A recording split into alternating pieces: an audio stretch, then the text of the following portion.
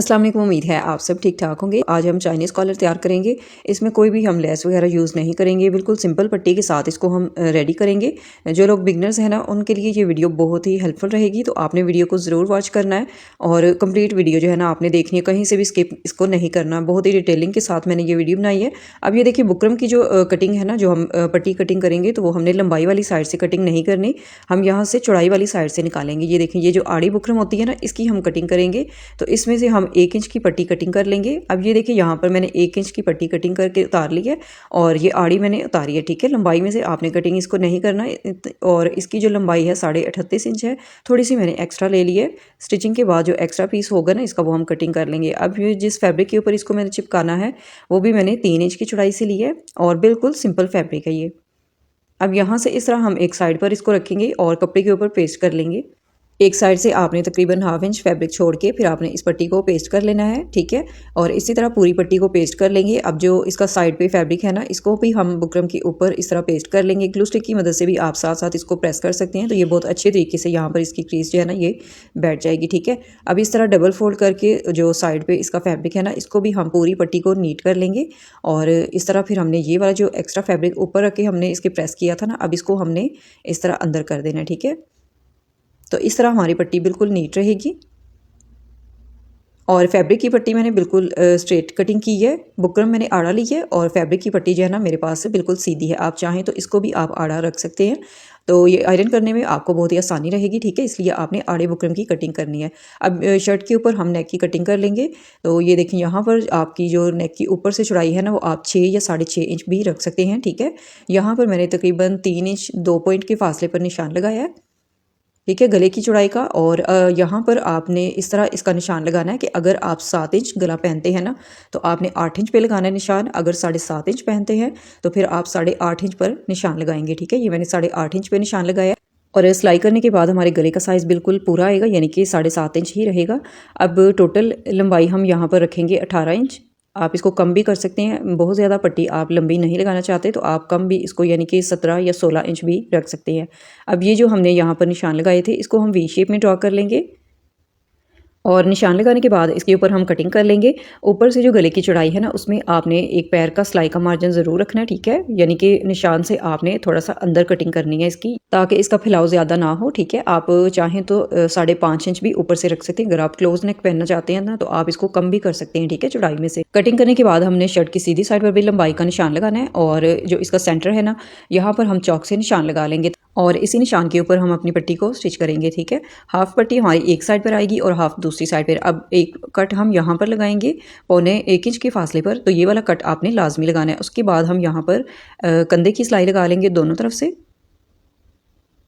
यहाँ से आपने सिलाई को पक्का कर लेना है। ठीक है, दूसरी तरफ भी हम इसी तरह से सिलाई लगा लेंगे और इसके अलावा आप बॉर्डर पट्टी भी यूज़ कर सकते हैं इसमें, लेकिन बुकरम आपने आड़ा ही रखना है। और इसके अलावा मुख्तलिफ तरीके से आप चाइनीज़ कॉलर को तैयार कर सकते हैं जॉइंट लेसेस के साथ, और डिफरेंट तरीके से आप लेसेस को यूज़ करके इसको स्टिच कर सकते हैं। इंशाल्लाह मैं सारे आइडियाज़ आपके साथ शेयर करूँगी। तो अब ये देखिए, यहाँ पर इसको मैंने डबल फोल्ड करके रख लिया है। बैक नेक की हमने हल्की सी इसकी कटिंग करनी है। ये देखिए, यहाँ पर तकरीबन ये 1/2 इंच से भी कम इस गले की हम यहाँ से बैक नेक से कटिंग कर देंगे। और ये देखिए, बिल्कुल ज़रा सी मैंने इसकी कटिंग कर दी है। अब इस तरह आपका कॉलर जो है ना, ये उठा उठा नहीं रहेगा, बैक साइड से पीछे की तरफ नहीं जाएगा। ठीक है, अब ये देखिए, जो सिलाइयाँ हैं ना, इनको हम बैक साइड पर इस तरह से सेट करके आयरन कर लेंगे। अब यहाँ पर मैंने इसको आयरन कर लिया है और जो पट्टी हमने तैयार की थी ना, इसको हम स्टिच करेंगे। तो ये देखिए, यहाँ पर जो मैंने 1.25 इंच के फासले पे एक कट लगाया था ना सेंटर में, इसको हमने यहाँ पर पट्टी को सेट करना है। तो इसके लिए भी आपने पट्टी के ऊपर पहले थोड़ी सी कटिंग कर लेनी है।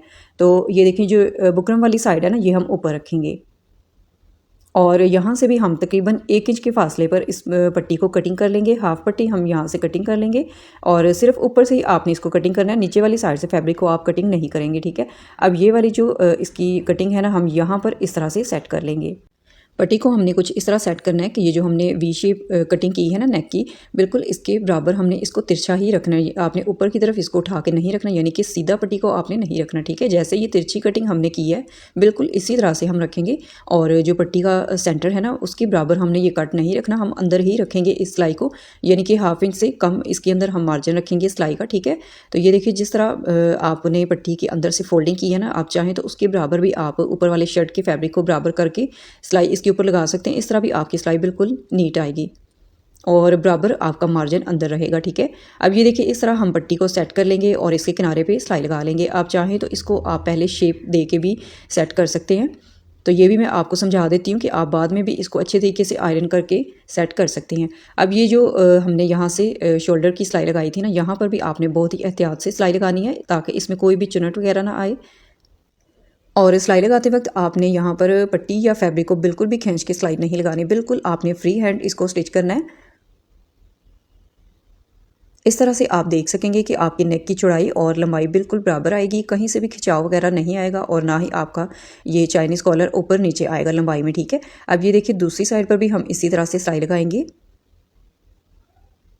आड़ा बुकरम रखने से हमारी ये जो शेप है ना बिल्कुल इजीली यहाँ पर सेट हो जाती है। जब इसको हम गीला करके प्रेस करते हैं ना तो ये बहुत ही अच्छे तरीके से यहाँ पर इसी शेप के बराबर सेट हो जाती है हमारी पट्टी। अगर सीधी पट्टी आप कटिंग करेंगे तो उसमें झोल आएगा और वो बिल्कुल भी सेट नहीं होगी, ठीक है।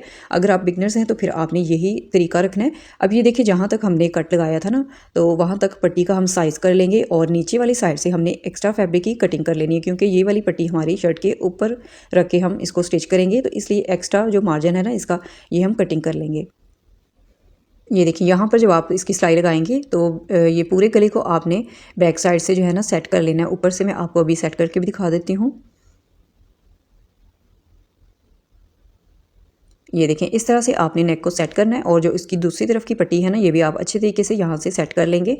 और 1 इंच हमने जो एक्स्ट्रा इसकी पट्टी दूसरी साइड से स्टिच की थी ना, अब ये वाली सिलाई जब आप लगाएंगे ना यहाँ से ये कॉर्नर से, तो दूसरी साइड की पट्टी हमारी इसमें स्टिच हो जाएगी, तो यहाँ से आपका नेक जो है ना बिल्कुल कवर रहेगा। इसलिए आपने बिल्कुल निशान के बराबर पट्टी को नहीं रखना, जैसे मैंने आपको इसमें समझाया बिल्कुल सेम इसी तरीके से आप भी इसको फॉलो करेंगे इस नेक डिज़ाइन को।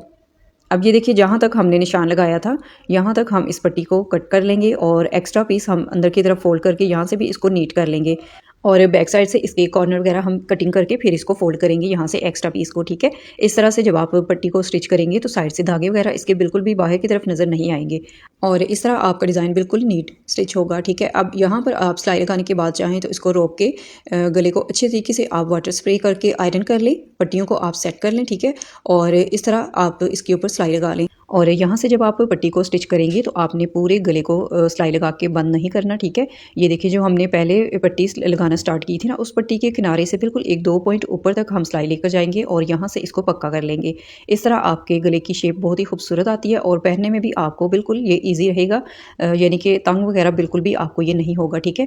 यहाँ से मैं आपको दिखा देती हूँ। ये देखिए दोनों तरफ से हमारी पट्टी बिल्कुल स्टिच हो चुकी है और पट्टी भी आपकी यहाँ से कवर ही रहेगी, ठीक है।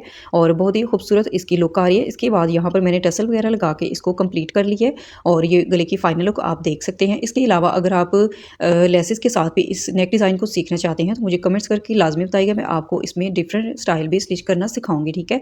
और बैक साइड से आप देख सकते हैं जो 1 इंच पट्टी मैंने एक्स्ट्रा रख के स्टिच की थी दोनों तरफ से अच्छे तरीके से ये स्टिच हो चुकी है, इसलिए गले की सिलाई यहाँ से बिल्कुल नीट ही रहेगी और कवर भी रहेगा आपका ये डिज़ाइन, ठीक है। और इस तरह आप अपने नेक डिज़ाइन को तैयार कर सकते हैं। बिल्कुल सिंपल तरीके से हमने ये चाइनीज़ कॉलर अपना यहाँ पर तैयार कर ली है और बहुत ही खूबसूरत इसकी लुक आ रही है। यहाँ पर आप देख सकते हैं बिल्कुल नीट और फिनिशिंग के साथ हमारा ये चाइनीज़ कॉलर का डिज़ाइन यहाँ पे तैयार हो चुका है। इसके अलावा आप इसमें बटन्स वगैरह भी ऐड कर सकते हैं या कोई टसल वगैरह भी आप इसमें लगा सकते हैं। इसी दौरान चैनल पर नए हैं तो चैनल को लाजमी सब्सक्राइब करें, वीडियो अच्छी लगी तो लाइक शेयर कर दीजिएगा और एक अच्छा सा कमेंट करके मुझे लाजमी बताइएगा आज की वीडियो आपको कैसी लगी। नेक्स्ट वीडियो तक इजाज़त दें, अल्लाह हाफिज़।